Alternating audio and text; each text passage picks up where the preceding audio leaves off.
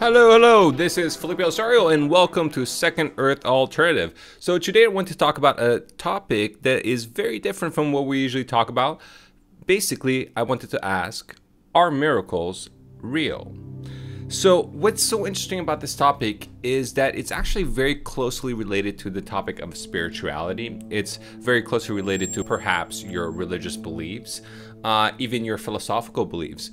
But what I can say is that there has been a mounting amount of evidence recently that showcases that perhaps, I'm not saying for certain, but perhaps our world might be some kind of simulation.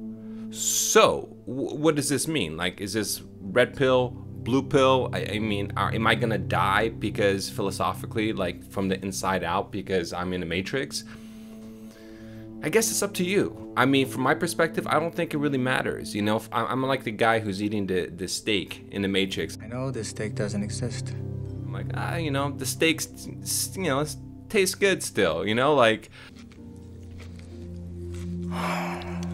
But, you know, jokes aside, I think the fact is, if we were to attribute any kind of form to a higher intelligence, something that might have created us, for example, we can call it, let's say, anthropomorphical.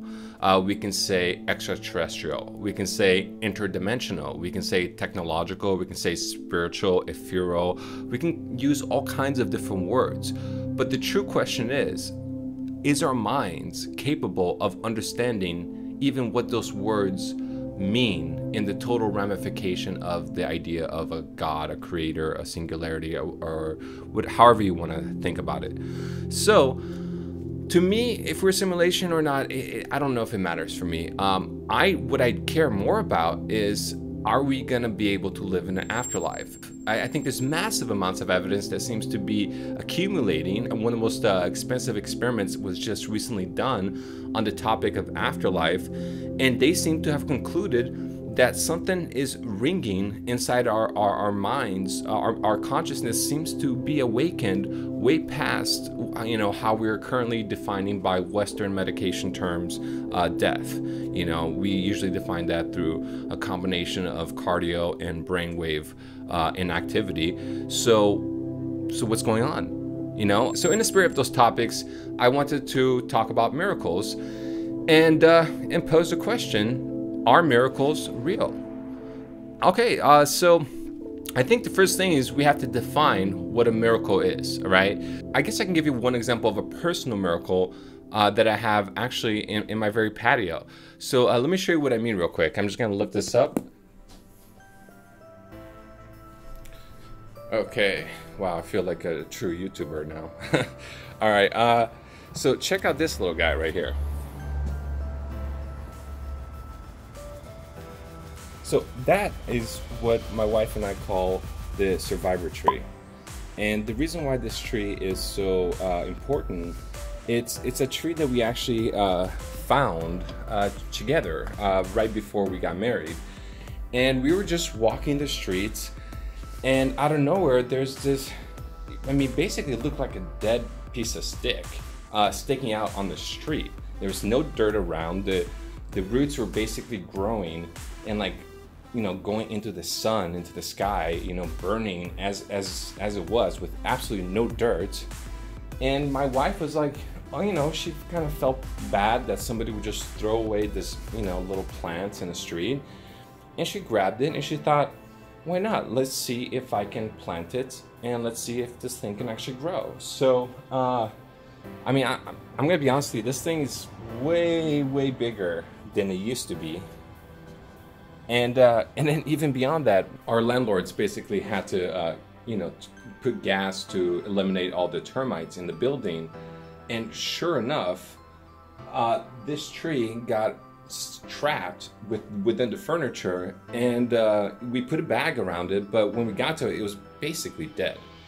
My wife tried to replant it again, and then the tree just somehow survived, and it just kept growing. But what I find so amazing about this, right, is you got to think about it from like a mathematical perspective. Okay, I'm gonna go back to my my station here. The tree, basically, at the moment that it was in the street, the moment that its roots were, springing into the sun with no dirt, no water, completely desiccated, the chances of its survival, I mean, it's pretty damn close to nil. It would literally require a higher intelligence to be able to feel sorry for something that is lesser than itself, to actually actively take that thing, and then the whole process of planting it and for the tree to survive. So to me, the fact that from the tree's perspective, just from that little tree's perspective, I think that's a form of a small miracle from, just from a mathematical perspective of its chances of surviving after being in the streets. So beyond the tree story, I wanted to mention one other story that to me was probably one of the strangest events that's ever happened. And I don't know if I can call it a miracle, but I will certainly share the story, and you guys can comment below and let me know what you think about this. So all I'll tell you is this is absolutely true. It's a true story.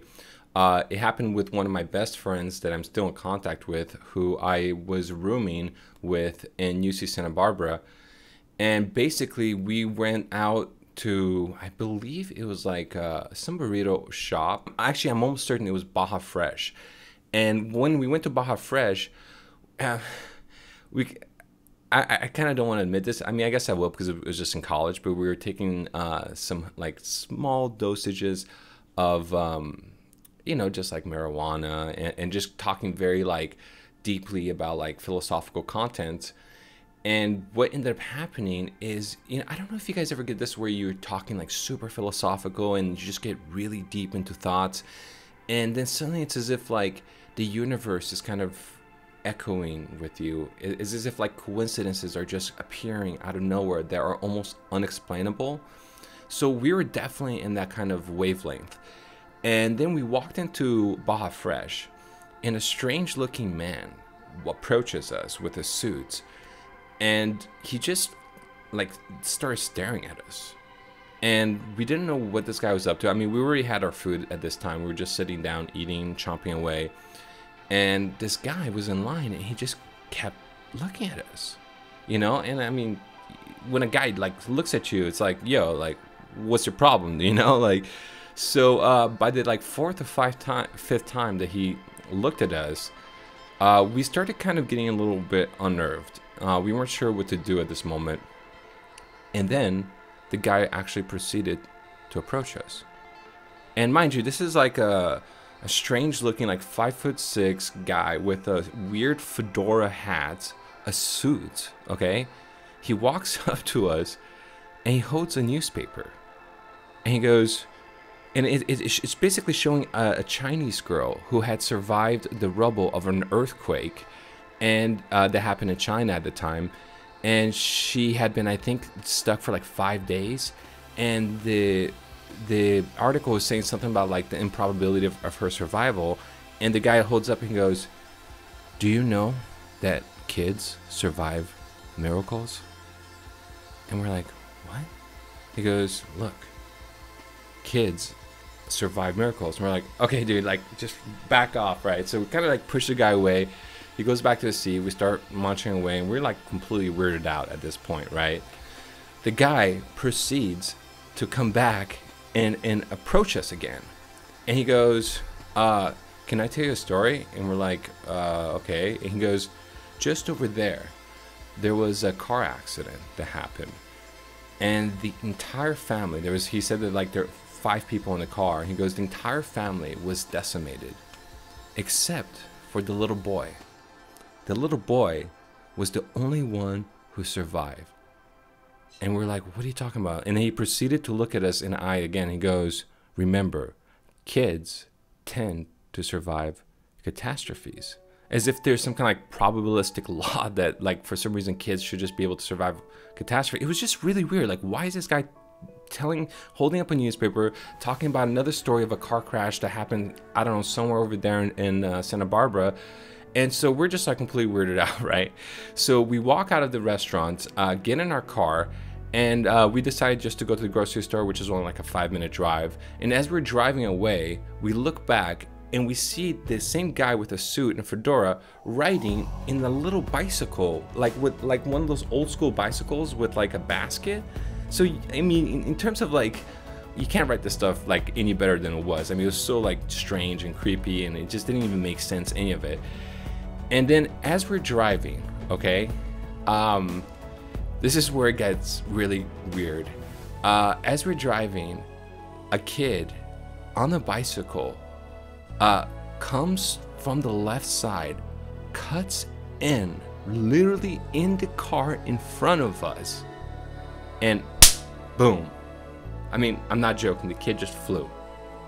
And my friend are like, what the hell? So we like, literally, sorry, I'm like, almost like, we got out of the car, ran into the kid, right? And we looked at the bike, and the bike was like mangled, and we're like, oh my God, like, oh no. And as we approached the kid just gets up on his own. And we were like, oh man, you know, like totally like happy that we were basically the first people on the scene, other than the guy who actually hit the kid himself, who was an older gentleman, seemed like a responsible guy. He was very, very like worried about the kid. He ended up being the one who took the kid to the hospital for precautions. But basically the kid was kind of, he was all right. There was nothing wrong with him. No, I didn't even see a bruise on the kid. And he was kind of walking around, seemed like nothing had happened. And I've seen, look, I've been in major car accidents before, like going 120 miles per hour where the car flipped 4.5 times. True story, happened in 1999. Like, I've seen how people relate to shock. And I've seen people who are like hurt, but then you think they're okay, but they're not okay. No, like this kid was like fine. And it didn't even hit my friend at the time, because we were so involved in the car crash. But then we thought back, we're like, holy crap, that guy from that burrito place, Baja Fresh, that guy, he talked about kids surviving miracles. And for the fact that this guy just approached us out of nowhere, it was just, all I can say is it was probably one of the strangest coincidences I have ever experienced in my life. And honestly, I just wanted to share that with you guys. And I wanted my audience, wanted you to go ahead and either comment below or email me at eafiles.contact@gmail.com, and I want you to tell me your personal stories, and perhaps we can share some of the nice stories that the audience has. So thank you so much for listening to this. I know I don't have a lot of evidence, but I thought it'd be really cool just to share some very true, very personal stories. This is Felipe Osorio, signing out.